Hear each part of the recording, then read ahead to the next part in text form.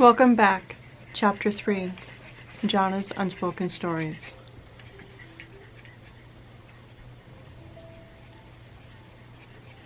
As a mother,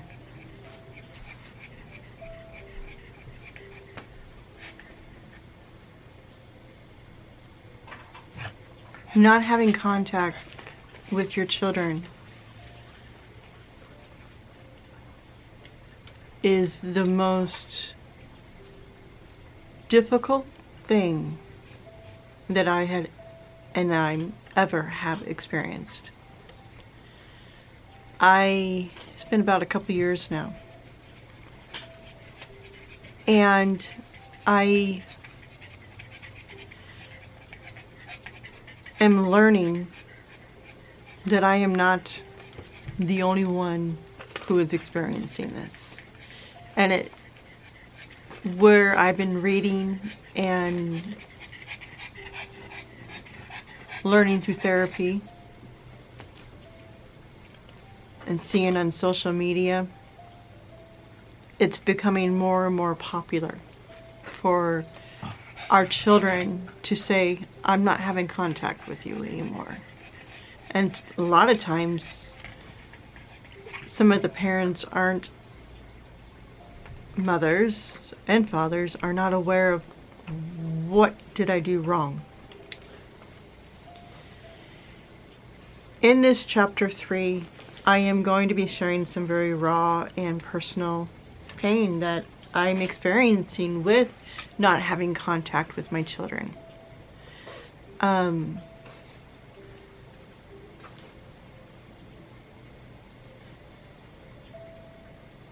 Raising them was difficult, but I loved raising them. Their father and I had decided when they were little we didn't want them to go through daycare, so I would have them during the day and he would have them during the night. So I would work night shift. It was tough. There's a lot of decisions as parents that we make that we have to do to put money on the table, or food on the table. I apologize. There was a period of time when they were in their preteens that I had worked for a company where I had traveled across Kansas Monday through Friday, and I missed some very important dates. But I tried to make it on those weekends, and I was there for, those games.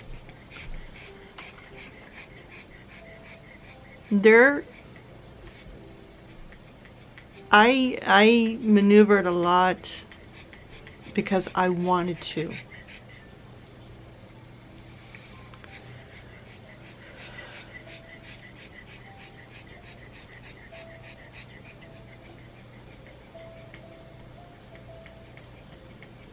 Writing a book, or writing this vlog, or writing this this book that I'm writing, and this is a tough one, is because I don't want to point a finger at anybody. I don't want to say or accept all of the blame, because it's not all my fault. I'll accept some of it. And I don't want to say the word but. I did try to reach out to my children and saying, what can we do to change this? As you read in the previous chapter, or not read, but you saw in the previous video in chapter 2, it's tough. Today was a tough day on so many levels. I'm going to put it out there, just finding out, and this is why it's hurting more today.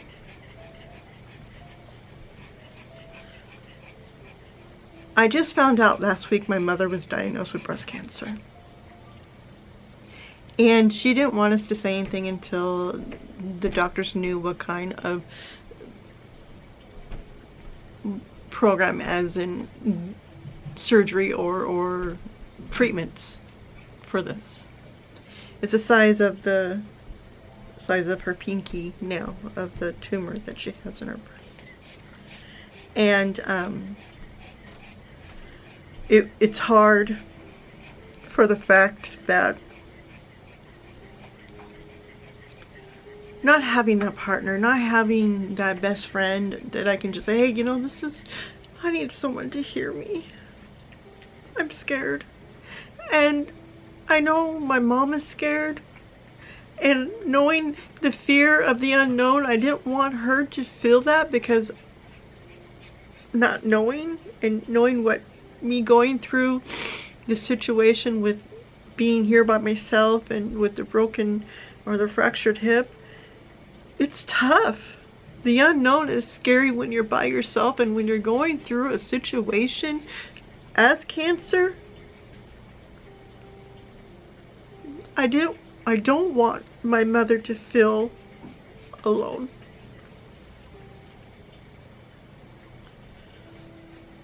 So she wanted me to be quiet until she told some of the other family before I say anything. And you know, it's hard keeping your mouth shut when you're hurting and you need to talk about it.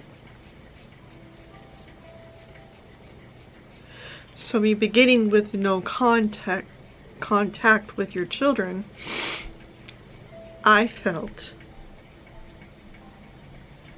it was a mature move to notify my son, because I had my daughter totally blocked me.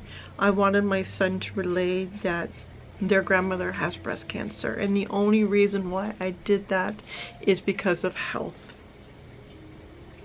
When they get their exams, mammograms, and when the doctor asks, is there anyone in the family has been diagnosed with breast cancer? That was the only reason. I tried to call my son, and that was a big fear, because I was afraid he wasn't going to answer, and of course he didn't answer. Not knowing if his numbers changed. But at least I tried. So I sent messages through social media, letting him know. Now it wasn't a situation, reach out to your grandmother. This was a situation, I want you to know in our family, this is what's happening as health, especially for the women. That's it. And I put their love you. And it really stirred that pot. I am just trying to do the right thing as a mother, even though I'm not allowed to be in that role. I'm just thinking of them health-wise, to be aware. And it comes down to a point, where do we stop as parents when they have no contact with us? Do I not notify them and say, hey, this is what's happening?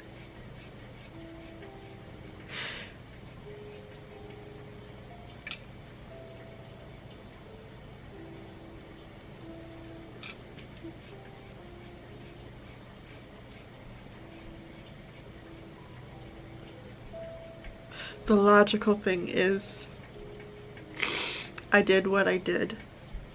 That was the logical thing.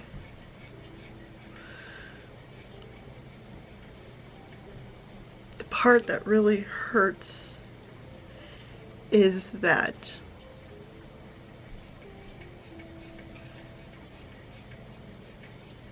where did I fail as a parent for them being so cold? For them not to love, not to have the compassion, not to hear the pain. What did I do wrong?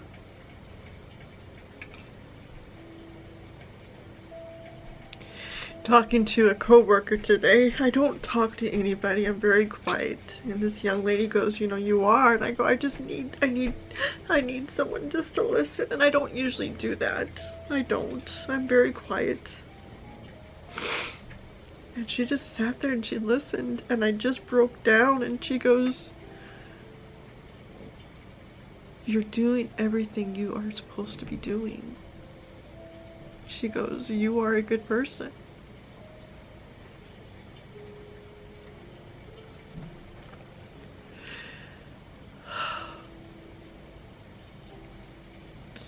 It speaks volumes of their character.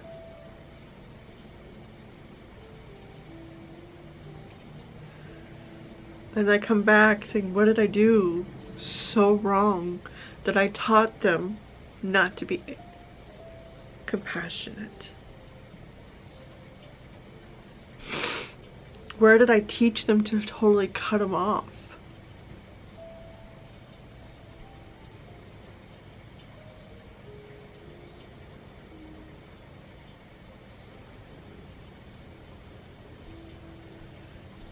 So yes, it is so hard to say out loud.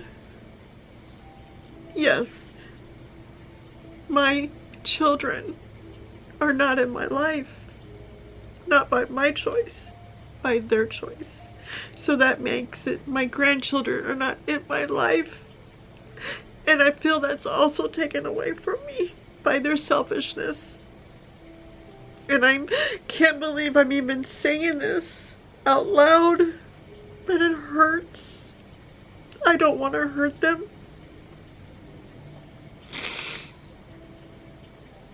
The thing is, you know, me growing up, we didn't have cell phones. We didn't have social media. Remember, I'm vintage. Got a lot of gray glitter in this hair.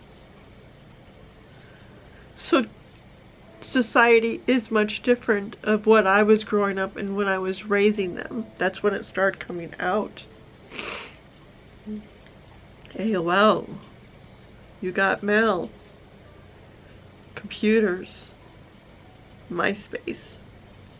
Group chats. But today, everything's being recorded. And that's one reason why I'm doing this, is that hopefully maybe one day my grandkids would say, Nana does love us. And I do. I do love my babies. So I am relieved that I did reach out to tell them about their grandmother, their great-grandmother. Cancer doesn't just pick people.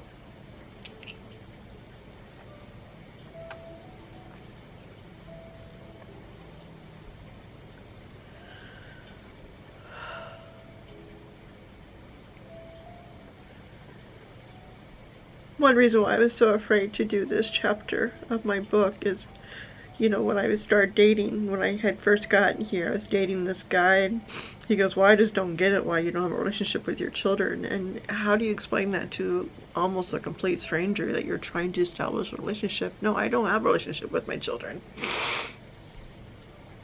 And then you start feeling guilty or like something's wrong with you.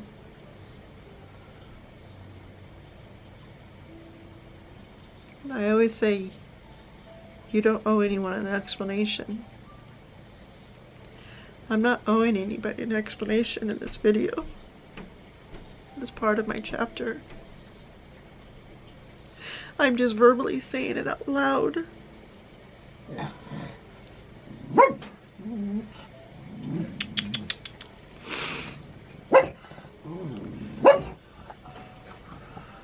Come here, baby girl.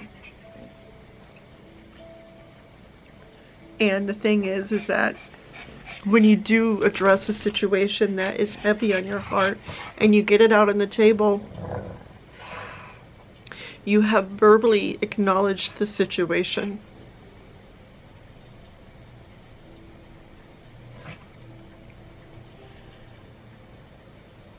I cannot change them, and I wouldn't want to change them.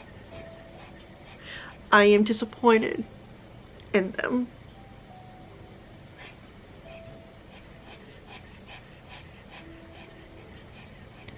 I only wish them only the best. And I hope someday my grandchildren will see that I do love them.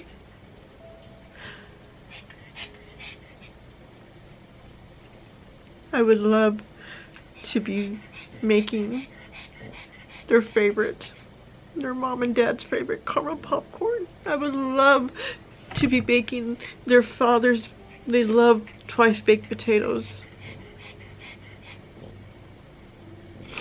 Sydney always loved her lasagna.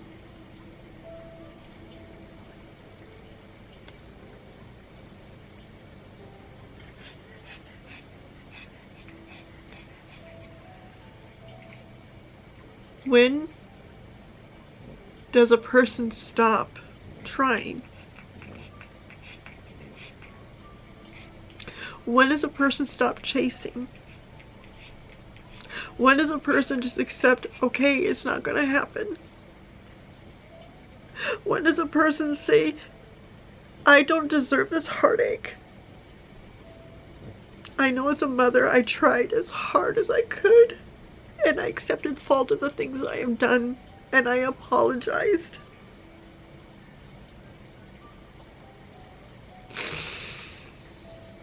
So in chapter 3, it's done. I'm done.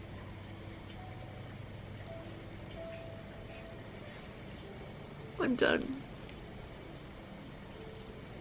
I'm done chasing. I'm done running. I'm done. I am so done.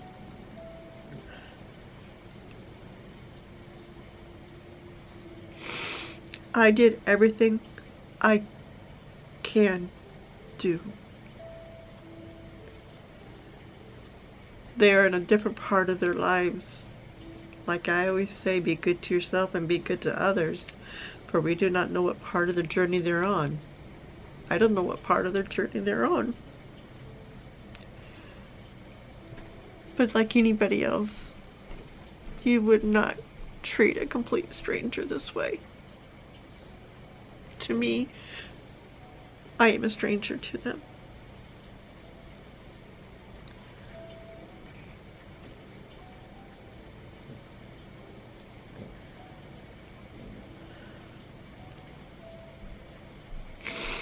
Writing this or verbally giving this out has lifted me a lot. It's hard, but I know I'm growing. I know when you keep things deep down inside, it just makes you sicker. So, Sydney and DJ, I love you. And no, I don't deserve this.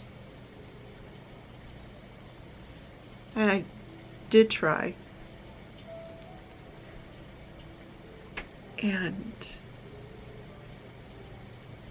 Hunter, Ray,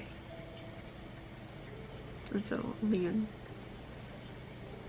I love you. Nana loves you. I don't know if there's any other babies.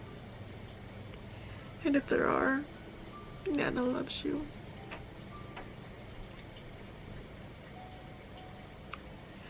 My door is available for you, my grandchildren, always.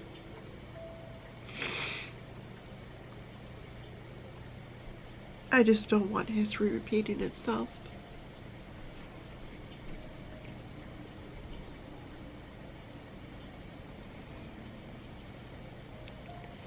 I don't want history repeating itself.